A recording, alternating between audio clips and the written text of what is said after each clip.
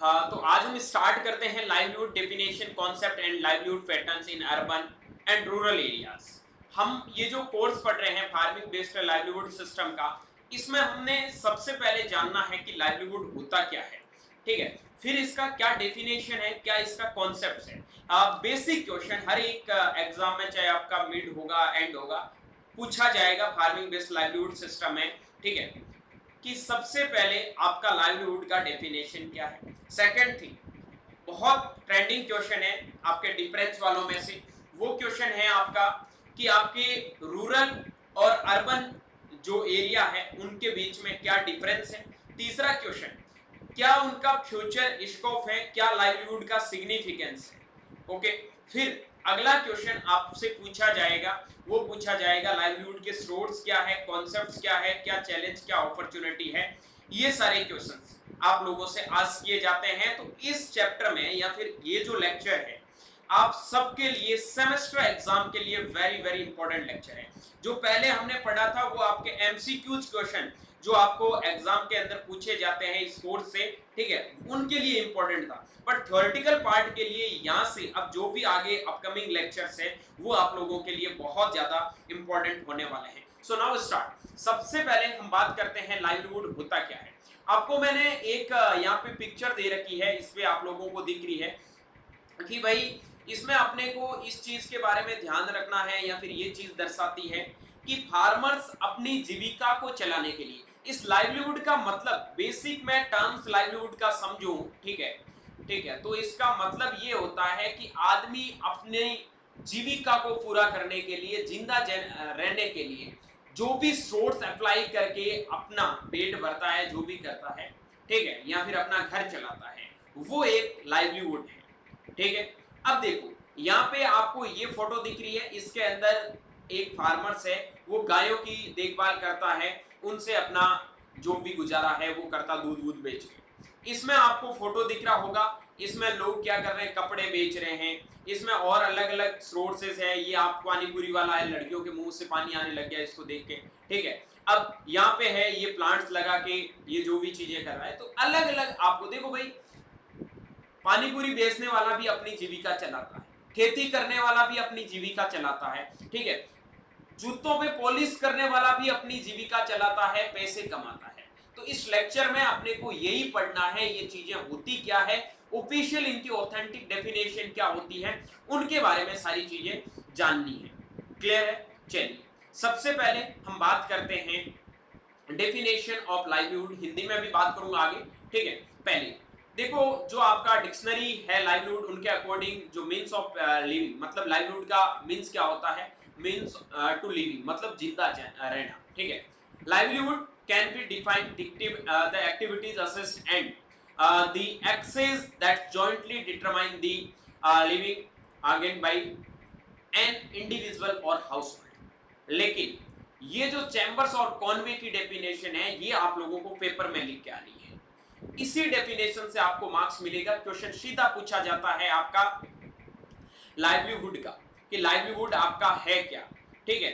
तो आपको लाइवलीहुड का सीधा डेफिनेशन लिखना है कि livelihood chambers according two chambers and Conway 1992, ये लाइवलीहुड कंप्राइज दैट असिस्ट, जो असिस्ट के अंदर आपका नेचुरल हो गया, फिजिकल हो गया, ह्यूमन हो गया, फाइनेंशियल हो गया एंड सोशल कैपिटल हो गया। The activities and the access to this, इसमें आपका एक्सेस के अंदर बात करूं तो सोशल रिलेशन हो गया, इंस्टीट्यूशन हो गया, ठीक है। उसके बाद में that together determine the living gain by the individual और हाउसहोल्ड। सीधा मतलब यही है कि जो भाई अपने पास में असिस्ट है और जो अपने को एक्सेस मिल रहे हैं, जिंदा जीना मतलब क्या है कि कोई एक ऐसा इंस्टीट्यूट है जो आपको हर चीज के बारे में गाइड करता है, या फिर बहुत सारे आपके सोशल रिलेशन हैं जो आपको बताते हैं इस चीज के बारे में कि आपको क्या करना है। उसके बाद में नेचुरली, फाइनेंशियली, ठीक है, उसके बाद में जो ह्यूमन को सोशल कैपिटल्स मिलती है आदमी को,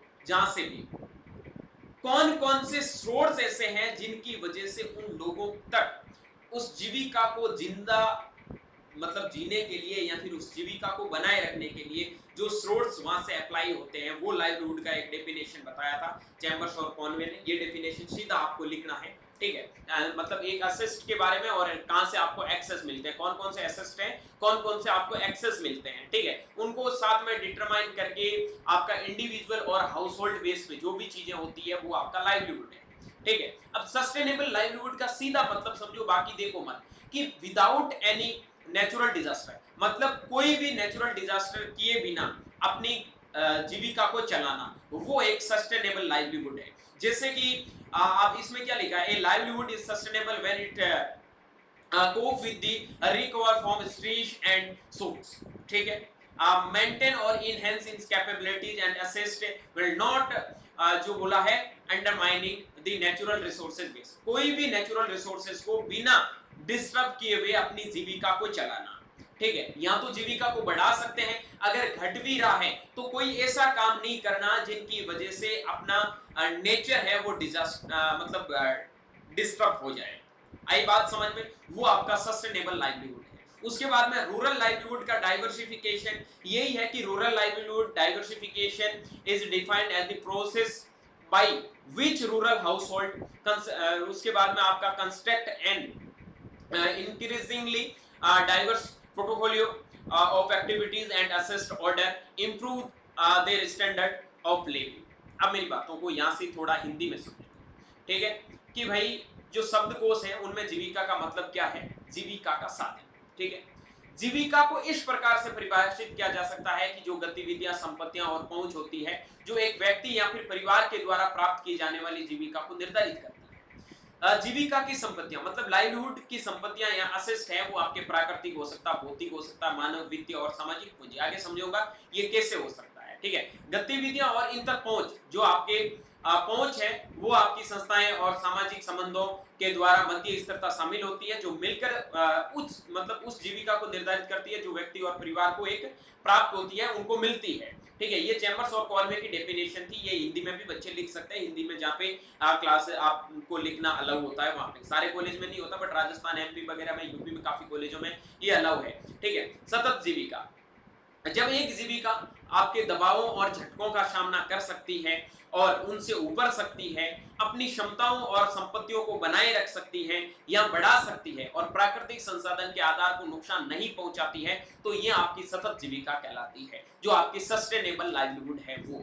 उसके बाद में आपका रूरल लाइवलीहुड क्या होता है, विविधीकरण, मतलब ग्रामीण जीविका के विविधीकरण को उस प्रक्रिया के रूप में परिभाषित किया जा सकता है जिसके द्वारा ग्रामीण परिवार अपने जीवन स्तर को सुधारने के लिए गतिविधियों और संपत्तियों को एक बढ़ता हुआ विविध पोर्टफोलियो बनाता है, ठीक है। चलो आगे चलते हैं, ये डेफिनेशन थी, आपको लिखनी है, ये याद करनी होगी, समझने से कुछ नहीं होगा, ठीक है। उसके अब ऐसा नहीं है भाई, ऐसा भी मत करना कि डेफिनेशन को भी कुछ खुद बना के लिखो, एक नंबर का होता है वो नंबर नहीं देंगे, छोड़ दे, ठीक है। आधा नंबर देंगे या फिर पाव नंबर देंगे, फिर सब्जी वालों की तरह कॉपी चेक होगी तो वही बोलोगे सर आधा बढ़ा दो, पाव बढ़ा दो, तो यही होता है, ठीक है। कॉन्सेप्ट ऑफ लाइवलीहुड, अब कॉन्सेप्ट क्या है लाइवलीहुड का, मतलब क्या ऐसी अवधारणा है जिसकी वजह से जिसके ऊपर लाइवलीहुड टिका हुआ है, मेन मुद्दा क्या है। हम कहते हैं ना भाई कॉन्सेप्ट क्लियर होना चाहिए, तो सीधी बात है कि भाई अपनी जो जीविका है, ठीक है, न केवल जीवन जीने के लिए आवश्यक है, जितने भी जो अपने फिजिकल रिसोर्सेज है, ठीक है, उनमें भी शामिल होती है, बल्कि यह एक सामाजिक मतलब एक सोशल स्ट्रक्चर भी बनाता है, ठीक है। और इसमें जो लोग रहते हैं वो कैसे काम करते हैं, किन किन संसाधनों को, मतलब कौन कौन से रिसोर्सेज को यूज करते हैं, कौन कौन सी एक्टिविटीज के अंदर वो इन्वॉल्व होते हैं, ठीक है, कौन कौन सी वो स्ट्रेटजी प्लान है वो बनाते हैं, और क्या क्या उनके अंदर कैपेबिलिटीज होती है, इन सब को मिला के अपनी जीवन जीने की जो शैलियां हैं, वो लाइवलीहुड है, वो दर्शाता है। तो पढ़ लेते हैं, the concept of livelihood involve, वो इसमें लिखा है both material means the sustain life, ठीक है, और broader social economic system in which people live and work, it include resources, activities, strategies, capabilities, ठीक है। resources में आपका नेचुरल हो गया, सोशल हो गया, ह्यूमन हो गया, फाइनेंशियल असेस्ट होंगे, that's people use their livelihood activities, okay. Now activities, the tax and action people engage in the generate income including work, trade and production. A strategy, the decision and methods people use the adapt to change circumstances and maximize their ability to earn a living, capabilities, the skill, knowledge and personal attributes that influence one's ability to make a living. अब मेरी बातों को सुनो, ये जो अपना भाई livelihood है, इसका मतलब क्या होता है? अपनी जो जीविका है उनको चलाना, मतलब लाइफ को सस्टेन करना। उसके साथ साथ में इसका जो कॉन्सेप्ट बनता है प्रोडक्ट सोशियो इकोनॉमिक्स, मतलब क्या है? अपने को भाई जो अपनी सोशल लाइफ चल रही है उनके साथ में भी इंक्लूड होना है, ठीक है। उसके बाद में अपने को जो रिसोर्सेज मिलते हैं कि इन रिसोर्सेज में जैसे आपको नेचुरल रिसोर्सेज हो गया, सोशल हो गया, ह्यूमन हो गया, फाइनेंस, सब चीजों को सहना है, ठीक है। सबकी भाई ऐसे ऐसी चीजें हमारे सामने आएगी, इनको अपने को अडेप्ट करना है। एक्टिविटीज, कौन कौन सी एक्टिविटीज, जैसे आपको इनकम कैसे जनरेट करनी है, साथ में लोगों का ग्रुप कैसे बढ़ाना है, ठीक है, इंक्लूडिंग वर्क आप लोगों को कैसे करना है, लोगों के साथ में मिलकर आपको वर्क कैसे करना है, आपके अपने काम को कैसे ट्रेंड में लेके आना है, ठीक है, कैसे आप अपने प्रोडक्शन को इंप्रूव कर सकते हैं, ये सारी चीजें सीखना। स्ट्रेटजी, कौन कौन से ऐसे डिसीजन आप लोग लेंगे या फिर खुद के पर्सनल डिसीजन लोगे जिनकी वजह से आप अपनी फैमिली को चला सकते हैं, आप अपनी इनकम को जनरेट कर सकते हैं। उसके बाद में आपके अंदर कैपेबिलिटीज है, आपके अंदर जो स्किल है उसको आपको कैसे डेवलप करना है, ठीक है। आपने कभी कभार देखा होगा लोगों की चीजें देख के भी आपकी स्किल डेवलप होती है। तो वही है कि अगर आप सोशल ग्रुप के अंदर रहोगे, सामाजिक ग्रुप लोगों के साथ में रहोगे, तो आपको बहुत सारी चीजें सीखने को मिलेगी। ये इसका बेसिक कॉन्सेप्ट है। फिर बात करता हूं आपका सबसे important livelihood pattern in urban और रूरल एरियाज के अंदर। फर्स्ट ऑफ ऑल हम बात करते हैं जो रूरल एरिया है उनका पैटर्न क्या है। अब पैटर्न का मतलब ये है कि भाई जो गांव के लोग हैं वो अपनी जीविका को कैसे चलाते हैं। गांव के लोग अपनी जीविका को कैसे चलाते हैं? सर जीविका को कैसे चलाते हैं मतलब क्या है कि उनका पैटर्न कैसे बनता? भाई सबका मेन रिजल्ट क्या होता है? पैसा। क्या होता है मेरे भाई? पैसा। अब ये पैसा वो कौन कौन से स्रोत से कमा सकते हैं, ठीक है, यही पैटर्न अपने को बनाना है। पहला है वो बताया गया है एग्रीकल्चर बेस्ड लाइवलीहुड, जिसके अंदर आप क्रॉप भी लगा सकते हैं, आप लाइवलीहुड जो आपका रियरिंग होता है कैटल, पोल्ट्री, गोट्स वगैरह वो भी कर सकते हैं, ठीक है। उसके बाद में आप कैश क्रॉप भी लगा सकते हैं जिस क्रॉप को बेचने पे सीधा पैसा मिलता है। लैंड ओनरशिप मतलब जिनके पास में जमीन ज्यादा है वो जमीन रेंट पे दे के भी अपना गुजारा कर सकता है। आई बात समझ में? तीसरा है आपका फिशिंग एंड फॉरेस्टिंग, मतलब मछली पालन करके फॉरेस्ट प्लांट लगा के भी आप अपना गुजारा कर सकते हैं। उसके बाद में लेबर माइग्रेशन, मतलब ऐसे भी आपने गांवों में लोग देखे होंगे जिनके पास में जमीन ना के बराबर है, वो मजदूरी करके अपना पेट भरते हैं, ठीक है। या तो क्या होगा इसमें अलग अलग चीजें आपको देखने को मिलती है भाई, जैसे जैसे सीजन आएगा उन लोगों को काम मिलता रहेगा, ठीक है, उसके बेसिस पे वो काम करते जाते हैं। लेकिन ये होता है ना कि इसमें आपको थोड़ी अर्बन एरिया होते हैं उनके अंदर अपॉर्चुनिटी ज्यादा मिलती है, गांवों के अंदर थोड़ी अपॉर्चुनिटी इसमें कम है क्योंकि छोटे बाजार होते हैं, लोग कम आते हैं तो उनकी वजह से इनकम अच्छी जनरेट नहीं होती है। फिर अगला आता है आपका कॉटेज इंडस्ट्रीज, ठीक है, एडिशनल एंड आपका कॉटेज इंडस्ट्रीज है। जैसे आपने देखा होगा बहुत सारे लोग ये जो रूरल रिलीजन के होते हैं, जो हैंडीक्राफ्ट होते हैं, ठीक है, उसके बाद में आपका वीविंग होते हैं, पोट्री होते हैं, अदर फॉर्म्स में आपके क्राफ्ट्स प्रोडक्शन करते हैं, ऐसी बहुत सारे लोग आपने देखे होंगे जो इनकी वजह से काफी लोग कलर करके भी अपना गुजारा करते हैं, जो भी कुछ भी करना ईच एंड एवरीवन, या फिर कोई एक कॉटेज इंडस्ट्री में काम करते हैं नॉर्मली जहाँ पे आपको नॉर्मल इनकम मिल जाए, ठीक है। उसके बाद में आपका वुल्नरेबिलिटी, इसके अंदर क्या है, रूरल लाइवलीहुड जो आपके क्लाइमेट चेंज होती है, क्रॉप फेलियर होता है, drought, floods and economic fluctuation making them more आपका vulnerable compared with urban livelihood. मतलब जो इसमें क्या है ना, इसकी सबसे मेन इस चीज लाइन का मतलब यही है कि भाई जो आपका वुल्नरेबिलिटी होता है इसमें कि आप अगर गांव के अंदर रहते हैं तो आपकी क्लाइमेट चेंज होगी, क्लाइमेट चेंज हुई तो आपकी फसलों को नुकसान हो गया, बारिश नहीं हुई, सूखा पड़ गया या बारिश ज्यादा हो गई तो आपकी फसलों को नुकसान हो गया, तो आपको इनकम नहीं मिलेगी। लेकिन जो शहर के अंदर लोग रहते हैं उनके लिए जो इनकम का सोर्स होता है कि उनका हमेशा काम चलता रहता है, ये चाहे आपका आकार बढ़े कुछ भी हो, उनको ज़्यादा डिस्टर्ब नहीं होगा, ठीक है? तो अभी हम आगे अर्बन एरिया की इनकम को भी जानेंगे। तो इसको थोड़ा और देख लो, ठीक है? ग्रामीण क्षेत्रों में जीविका आपकी कैसे होती है, जो एक तो आप फसलें वगैरह लगाते हैं उनकी वजह से, उसके बाद में लैंड ओनरशिप की वजह से मछली पालन वगैरह भी कर सकते हैं, ठीक है? उसके बाद में अलग-अलग इनके मॉडल पढ़ाऊँगा, फिशरीज मॉडल क्या होता है, ठीक है? हर एक मॉडल के बारे में पढ़ाऊँगा, आगे आएगा। एलएस मॉडल लाइवलीहुड से आपका एग्रीकल्चर लाइवलीहुड सिस्टम का जो मॉडल आएगा उसको पढ़ाऊंगा, एक एक मॉडल के बारे में अच्छे से पढ़ेंगे, ठीक है? तो उनमें आपको सारी चीजें समझ में आ जाएगी, ठीक है? तो अब हम आगे बात करते हैं, इसको एक डायग्राम को समझते हैं। ये आपका रूरल लाइवलीहुड है, ठीक है? यहाँ आपका रेजिंग लाइवस्टॉक, मतलब आप पशु भी पालते हैं, आप मछली पालन भी करते हैं, आप फार्मिंग खेती भी करते हैं, ये तो आ गया आपका एग्रीकल्चर के अंदर। इसमें बहुत सारे डाइवर्सिफिकेशन है, नॉन फार्म एक्टिविटीज देखी होगी आपके, अरेस्टेड वर्क हो गया आपके पास में, ठीक है? उसके बाद में आपका ट्रेडिंग या फिर आपका हैविंग वर्क हो गया, ठीक है? उसके बाद में आपका लेबर हो सकते हैं, हंटिंग, गैदरिंग, ठीक है? मतलब बहुत सारे लोग हैं, वो मांस बेच के या फिर पशुओं को कुछ भी करके, पशु पक्षियों को मार के मांस बेच के जो भी कुछ करके गुजारा करते हैं, ठीक है? प्रोवाइडिंग सर्विस है, ट्रांसपोर्टेशन का हो गया, ठीक है? ऐसे बहुत सारे लोग होते हैं जो अपनी गाड़ी चला के ट्रांसपोर्टेशन से भी अपना गुजारा करते हैं। अब सस्टेनेबल लाइवलीहुड है, वो आप लोगों को क्या दर्शाता है? आपकी स्किल, ठीक है? आपकी एजुकेशन, उनकी वजह से आपकी इनकम है वो जनरेट हो सकती है। फाइनल आपका ये सोर्स है, इसको आपको समझना है। इस ये जो आपके रूरल लाइवलीहुड का कह सकता हूं मैं एक स्ट्रक्चर है,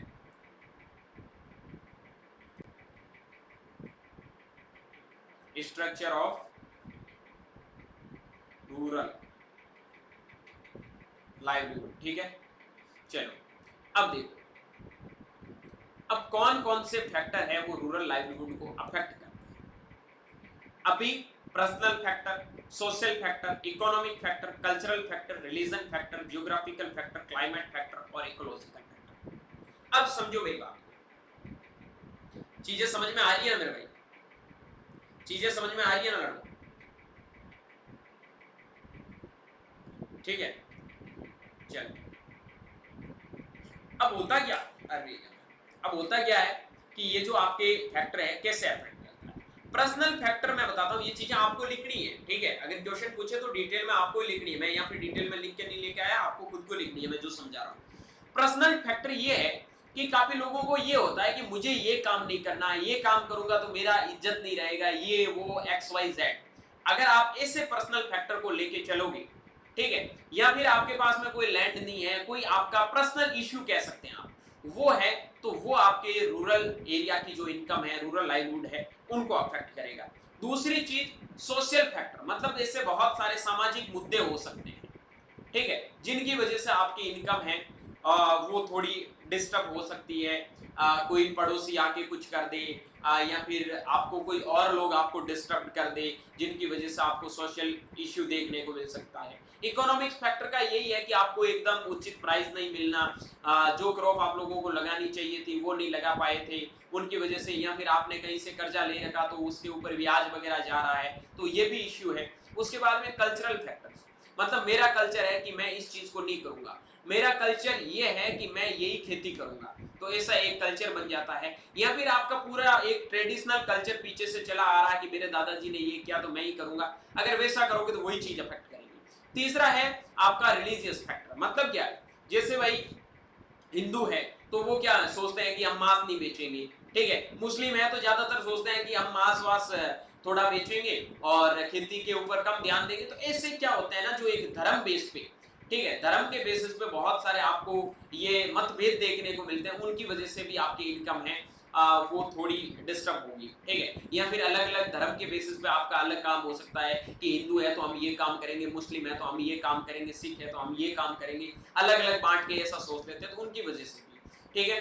तीसरा है जियोग्राफिकल फैक्टर, मतलब जिस जियोग्राफी के अंदर रहते हैं, जिस एरिया के अंदर आप रहते हैं, जिस भूगोल के अंदर आप रहते हैं, उनमें बहुत सारा आपको डाइवर्सिफिकेशन मिलता है, ठीक है? और हर जगह हर चीज का आपको प्राइस बराबर नहीं मिलेगा, प्रोडक्शन बराबर नहीं मिलेगा, ये भी इफेक्ट करता है। क्लाइमेट फैक्टर तो है ही, कभी आपकी बारिश ज्यादा हो गई, कभी बारिश कम हो गई, ठीक है? उसके बाद कभी आपकी आंधियां चलने लगी, फ्लावर्स है वो क्रॉप के ऊपर से पूरे झड़ गए हैं, ठीक है? अकाल पड़ गया, जो भी एक्स वाई जेड बहुत सारे रीजन हैं, क्लाइमेट फैक्टर्स, ये तो एक नॉर्मल है, नेचुरल डिजास्टर। उसके बाद में आपका इकोलॉजिकल फैक्टर, अलग अलग इकोलॉजी के बेस पे भी डिस्टर्ब करते हैं। बहुत सारी ऐसी चीजें होती है, लाइक जैसे आपने कोई क्रॉप लगाया, ठीक है, उसकी आप ठीक है वो बढ़ नहीं पाई, जो भी एक्स वाई जेड रीजन था, ठीक है, कि उनकी सही से रिलेशन दोनों के बीच में नहीं बैठा, ठीक है, लैंड और आपकी क्रॉप्स के बीच में, ऐसे भी इश्यूज आप लोगों को देखने को मिलते हैं। तो ये सारे आपके फैक्टर्स होते हैं, वो रूरल लाइवलीहुड को अफेक्ट करते हैं। फिर बात करता हूँ मैं आपके लाइवलीहुड जो अर्बन एरिया का पैटर्न है उनके बारे में, कि अर्बन एरिया का पैटर्न क्या है। अब ये है कि भाई जो शहरी लोग होते हैं वो अपनी इनकम नॉन एग्रीकल्चरल एम्प्लॉयमेंट, ठीक है, formal and informal sector job से, स्किल्ड एंड अनस्किल्ड लेबर भी होते हैं, स्मॉल एंड मीडियम एंटरप्राइजेस भी होते हैं, माइग्रेशन, सर्विस बेस्ड इकोनॉमिक्स, उसके बाद में access infrastructure and market. Non agricultural employment का मतलब यह है कि खेती तो भाई शहर वाले का ही करेंगे, जमीन नहीं होती है, तो उनकी वजह से वो बहुत सारे ऐसे कंस्ट्रक्शन, मैन्युफैक्चरिंग जैसे सेक्टर में काम करते हैं, लाइक वो रिटेल का काम करते हैं, हॉस्पिटैलिटी का काम करते हैं, ट्रांसपोर्टेशन का काम करते हैं, इंफॉर्मेशन टेक्नोलॉजी का काम कर सकते हैं, फाइनेंस का काम कर सकते हैं, ठीक है। This is the major difference from the rural where agriculture dominates. मतलब मेजर यहाँ का डिफरेंस यही है कि गांव का जो लोग होते हैं वो डोमिनेंस पूरा का पूरा किसके ऊपर रखते हैं, एग्रीकल्चर के ऊपर। आई बात समझ में। अगला है फॉर्मल एंड इनफॉर्मल सेक्टर जो इसमें क्या है कि आपके अर्बन एरिया है both formal government private sector and informal self employment, daily labour, small business, job market, informal business such as the street vending, ठीक है, डोमेस्टिक जो आपका domestic work and small skill trend are common in many urban areas specially among lower income groups. Okay, उसके बाद में skilled and unskilled labour की बात करूं तो बहुत सारे आपको इंजीनियर देखने को मिलेंगे, आईटी प्रोफेशनल बहुत सारे आप लोगों को देखने को मिलेंगे, बहुत सारे डॉक्टर्स आप लोगों को देखने को मिलेंगे, बहुत सारे अनस्किल्ड जॉब जैसे क्लीनर्स हो गए, डिलीवरी वाला हो गया, पर्सनल असिस्टेंट हो गया, ठीक है, उसके बाद में वेंडर्स होंगे। People with the higher education and skill have access well paying jobs, मतलब जिनके पास में स्किल ज्यादा है, जो पढ़ा लिखा होगा, वो शहर में रह के इनकम को ज्यादा जनरेट करेगा, एक कॉमन सी चीज है, ठीक है।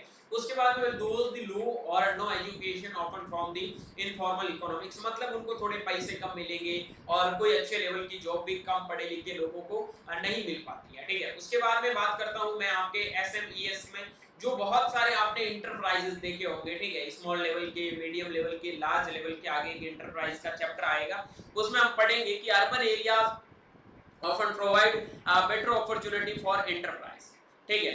एंटरप्रेन्योरशिप में बहुत अच्छी आपको एंटरप्रेन्योरशिप या एंटरप्राइजेस जो भी है उनमें अच्छी अपॉर्चुनिटीज देता है for entrepreneurship due to availability of large consumer based access to resources like credit हो गया, इंफ्रास्ट्रक्चर हो गया एंड मार्केट। मतलब क्या है, अब गांव के अंदर आप क्या करोगे, कोई आपका एंटरप्रेन्योरशिप स्टार्ट कर दिया, जैसे मान लो किराने की दुकान खोल दी, ये भी एक एंटरप्रेन्योरशिप ही है, ठीक है। तो यहाँ आप लोगों को लोग बहुत कम देखने को मिलेंगे, वैसे ही आप शहर में खोलोगे तो बहुत सारे लोग आएंगे, उनकी वजह से आपके पैसे अच्छे जनरेट होंगे। आई बात समझ में। माइग्रेशन में urban area attract large number of migration from rural areas seeking better job opportunities, education है, health care है, and leads to the growth of slums and informal जो आपका settlements in cities। उसके बाद में सर्विस बेस्ड इकोनॉमिक्स है।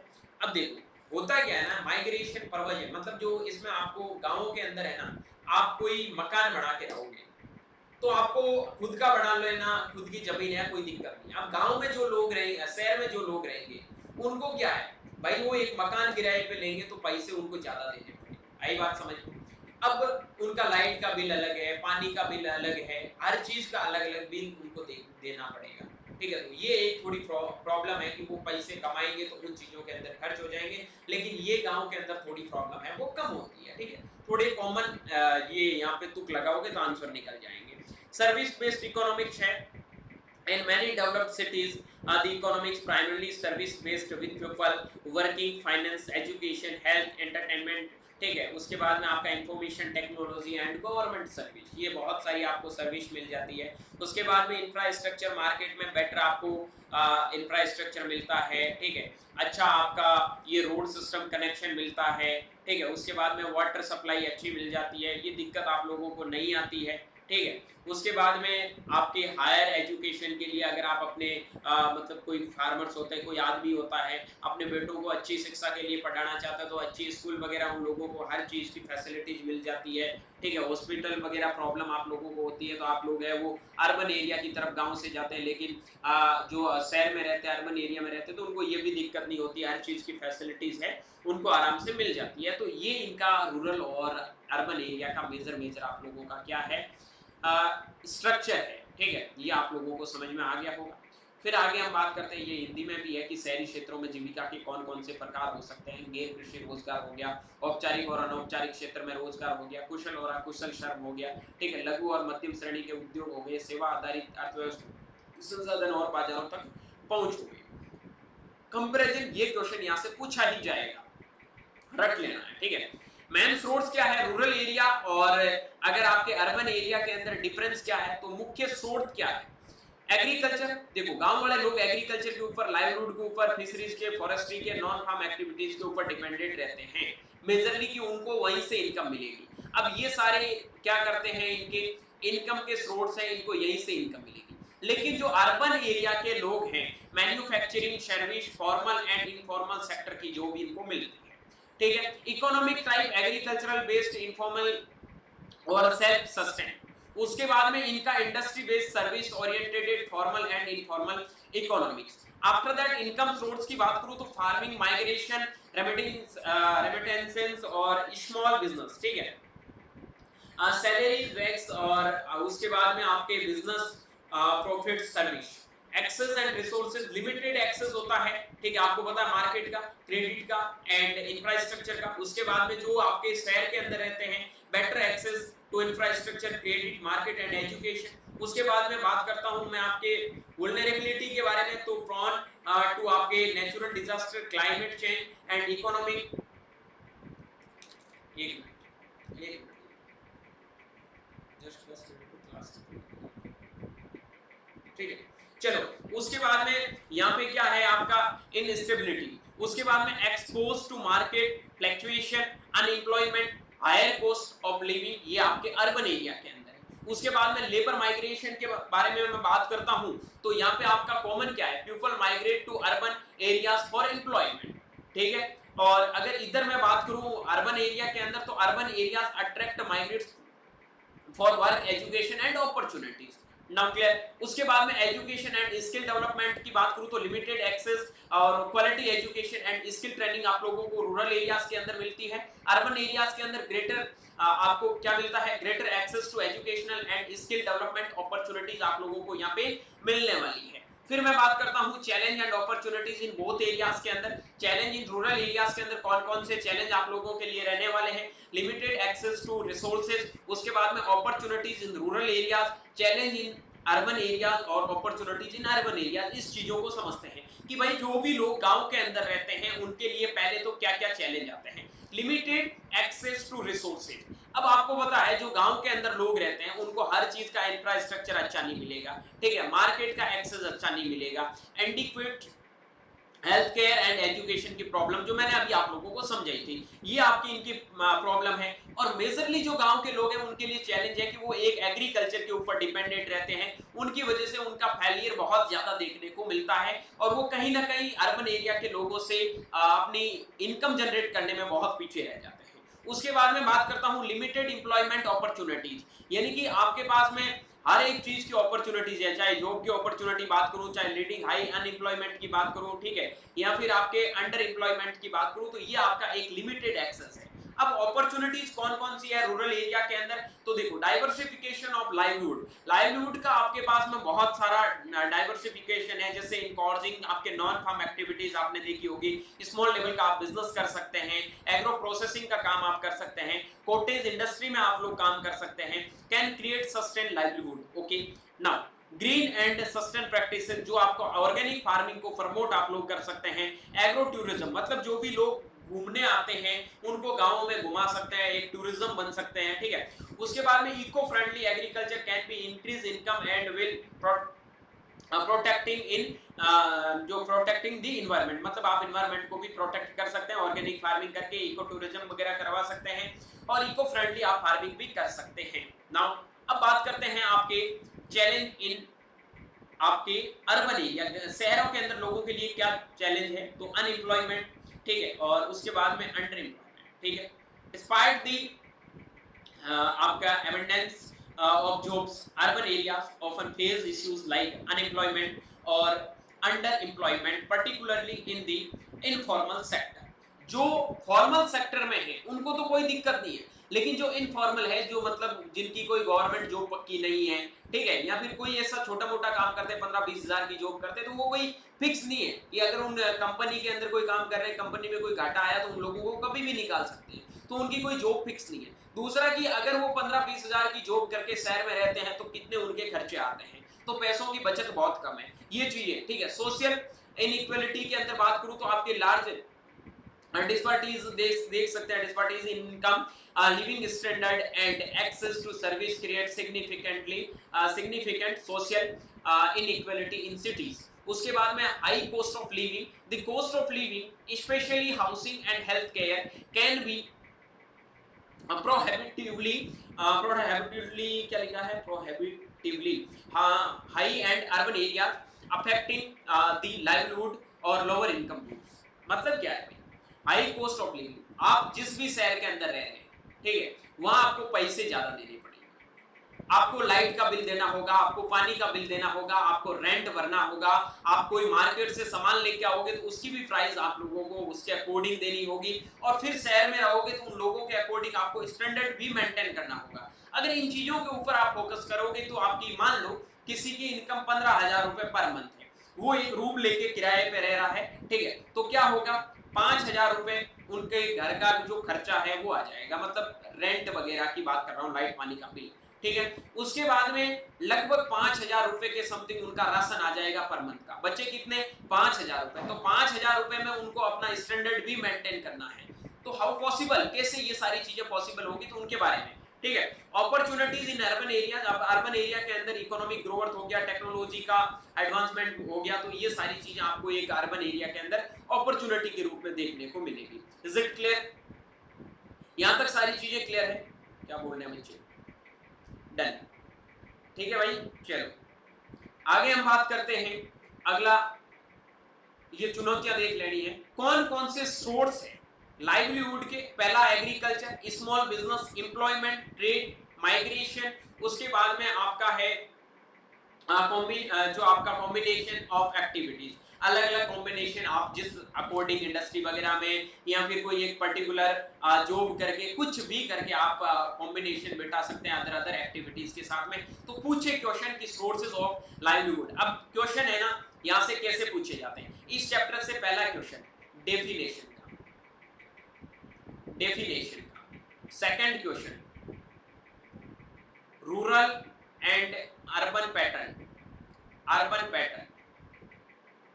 Third question आप लोगों का डिफरेंस, आपका difference between urban and rural areas, fourth question opportunity challenge वगैरह वाला, ठीक है। उसके बाद में आपको साथ में एक बड़ा क्वेश्चन भी दे सकते हैं, what do you mean of livelihood, sources of livelihood, significance of livelihood और फ्यूचर अपॉर्चुनिटीज ऑफ लाइवलीहुड, ठीक है। ऑब्जेक्टिव क्या है ये तो मैंने पहले ही चैप्टर में बता दिया, ये मत बोलना सर ऑब्जेक्टिव नहीं पढ़ाया है, जब सिलेबस डिस्कस किया था उसी टाइम ऑब्जेक्टिव बता दिया, इस कोर्स का क्या ऑब्जेक्टिव है, ठीक है। उसके बाद में बात करता हूं सिग्निफिकेंस की, ठीक है, क्या महत्व है, तो provide food security for the आपकी ग्रोइंग पॉपुलेशन, ठीक है।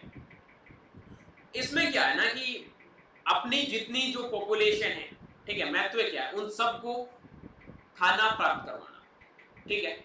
दूसरी major source employment income in rural areas, जो गांव के लोग हैं उनको एम्प्लॉयमेंट देना। तीसरी चीज है सपोर्ट एलाइड सेक्टर, डेयरी हो गया, फिशरीज, पोल्ट्री एक्सेट्रा, बूस्टिंग दी रूरल इकोनॉमिक्स, मतलब फसलों के साथ साथ में आप डेयरी फार्म, फिशरीज, पोल्ट्री वगैरह ये सब चला के भी अपनी इनकम को बूस्ट कर सकते हैं। उसके बाद में आपका क्या है help preserve traditional knowledge, agro diversity and culture. इन उसके बाद में ensure sustainable development if done with eco friendly practices. Okay done, ये आपके सिग्निफिकेंस है, यानी कि बढ़ती आबादी के लिए खाद्य सुरक्षा को सुनिश्चित करना, ग्रामीण क्षेत्रों में रोजगार और आय का मुख्य स्रोत होना, डेयरी, मत्स्य, मुर्गी पालन आदि सहयोगी क्षेत्रों में समर्थन देता है जिससे ग्रामीण अर्थव्यवस्था को बल मिलता है। उसके बाद में पारंपरिक ज्ञान, कृषि विविधता और संस्कृति के संरक्षण में सहायक है। उसके बाद में पर्यावरण अनुकूल तरीकों से किया जाए तो सतत विकास को बढ़ावा मिलता है। क्लियर है। उसके बाद में बात करता हूं मैं फ्यूचर स्कोप में, मतलब आपको फ्यूचर में आगे कौन कौन से स्कोप है लाइवलीहुड से देखने को मिलता है। ठीक है, expending scope due to rising food demand and population grower. ठीक है, integration with the modern technology, precision farming. उसके बाद में आपका IoT drones for better productivity, opportunities for agribusiness, agri-tourism and value added products। उसके बाद में बात करता हूँ government support and scheme likely improve infrastructure and market access, promotion of organic and sustainable farming methods for healthy and eco-friendly produce। उसके बाद में young engagement and entrepreneurship possibilities in diversified farming and food processing। अब मेरी बात को समझना, ये आप लोगों के लिए फ्यूचर के स्कोप है। अब क्या है, जनसंख्या की वृद्धि और खाद्य आवश्यकता के कारण दायरा बढ़ता जा रहा है, ये हमें भी पता है। ठीक है, तो अपना ये फ्यूचर स्कोप होने वाला ही है कि भाई हम खेती करेंगे तो भी पैसे तो मिलेंगे, सब लोगों को खाने की जरूरत है। दूसरी चीज है आधुनिक तकनीकी, जैसे आपको पता है सटीक कृषि हो गया, या फिर आपका IoT ड्रोन, मतलब आपकी इंटरनेट लाइक एग्रीकल्चर हो गया। ठीक है, उसके बाद में ड्रोन बेस्ड फार्मिंग अगर आप लोग करोगे तो डेफिनेटली आपको अच्छा इनकम मिलेगा। उसके बाद में आपकी प्रोडक्टिविटी अगर इंप्रूव होगी तो आपकी इनकम भी बढ़ेगी। उसके बाद में एग्री बिजनेस, आप एग्रीकल्चर का कोई बिजनेस कर सकते हैं, एग्री टूरिज्म कर सकते हैं। ठीक है, और वैल्यू एडेड प्रोडक्ट बना के आप अलग अलग प्रोडक्ट, जैसे मान लो एक एग्जांपल समझाता हूं, आपने क्या किया, टोमेटो की खेती की, टोमेटो लगा लिया, 1 बीघे के अंदर टोमेटो था, सारा टोमेटो बेच नहीं सकते हैं, कुछ टोमेटो बेच दिया। ठीक है, लेकिन किसी को खराब नहीं करना है तो क्या किया, प्रोसेसिंग करना शुरू कर दिया, प्रोसेसिंग का यूनिट खोल दिया, प्रोसेसिंग का यूनिट खोल दिया। अब मेरी बात समझना, आपके मान लो 1 बीघे के अंदर 100 क्विंटल टमाटर हो गए, कितने क्विंटल, 100 क्विंटल टमाटर हो गए, तो 100 क्विंटल टमाटर का प्राइस क्या मिलता था आपको, अगर 20 रुपए केजी से भी मिलता था तो कितना होता था, लगभग 2 लाख रुपए, आई थिंक 2 लाख, हाँ 2 लाख रुपए, 2 लाख रुपए। अब उन 100 क्विंटल का आप मार्केट में ना बेच के प्रोसेसिंग करोगे। ठीक है, अब आपको पता है जैम का डब्बा आपने देखा होगा, ठीक है, या फिर आपने ये देखा होगा जो टमाटर सॉस वगैरह, सॉस ही छोड़ो, बाकी सारी चीजों को छोड़ो, सॉस पे आ जाओ।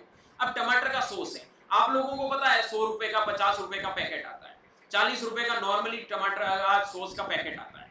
ठीक है, अब 1 किलो से आई थिंक इसका मुझे लग रहा है 1 किलो टमाटर से आप सॉस बनाओगे तो उसका प्राइस आप लोगों को 200 रुपए के समथिंग मिल जाएगा।